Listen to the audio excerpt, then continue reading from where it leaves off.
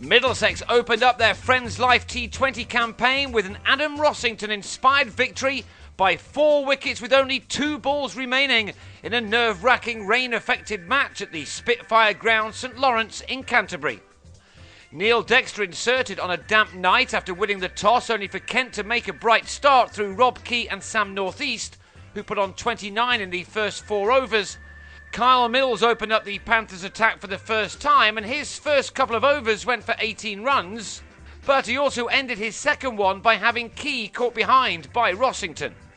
The first break for rain soon arrived, which meant that the contest was reduced to a 15-over per side one. That meant Kent could now throw the bat, something that Sam Billings did to very good effect.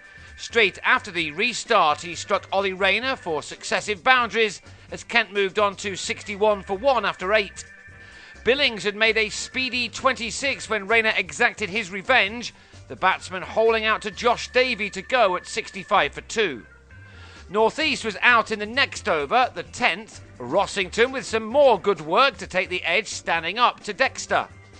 The young wicketkeeper then showed some quick thinking and some underarm skills to stump Alex Blake for a single, a wicket which left the Spitfires on 75 for 4 in the 11th over.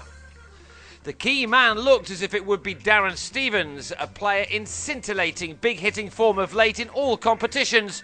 He thumped Davey for a couple of 4s at the end of the 11th over, and then he took on Gareth Berg in the 13th. This 6 was followed by another 4 and a 2 to take Stevens to 26 off his first 9 deliveries.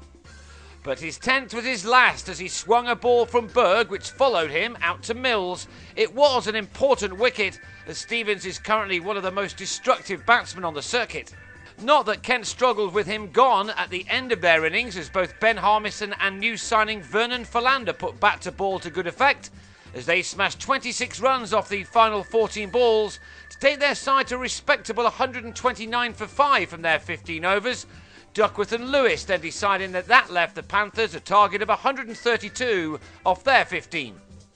And their reply could not have started much worse. Philander began with a wicket maiden, the wicket being the one of the dangerous Paul Stirling, who was bowled 4th ball. The South African then struck again in his next over to have Joe Denley caught behind, only for another shower to then reduce the game again to a 12-over per side contest. Davey Malan came back out and immediately ruined Philander's terrific figures at little by clipping him over mid-wicket for a much-needed maximum. The target had now been reduced to 111 from 12 overs, and so Kent were soon big favourites when Philander struck twice more in his 3rd over.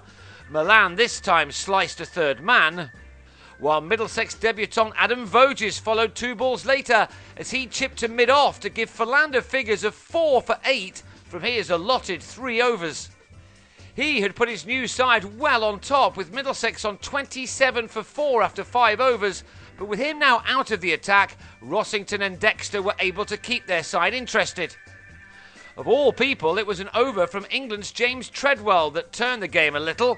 The second ball went for 4 byes, while the 3rd and 4th were both hit over the ropes by Dexter. The 16 runs off the over took the Panthers' total to 51 for 4 and left them 60 more to get from the final 5 overs. Stevens then had Dexter caught behind off a skyer for 13, and again it looked as if there was only going to be one winner of this game. Crucially, the batsman crossed, and Rossington then took 10 runs off the next 2 balls, including this pickup shot for 6, and then there were another 4 byes, meaning that, in spite of the wicket, a crucial 19 runs had come off the over.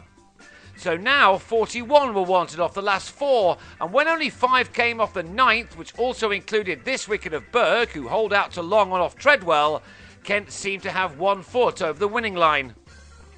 A massive over was now required by the visitors, and the rampant Rossington supplied it.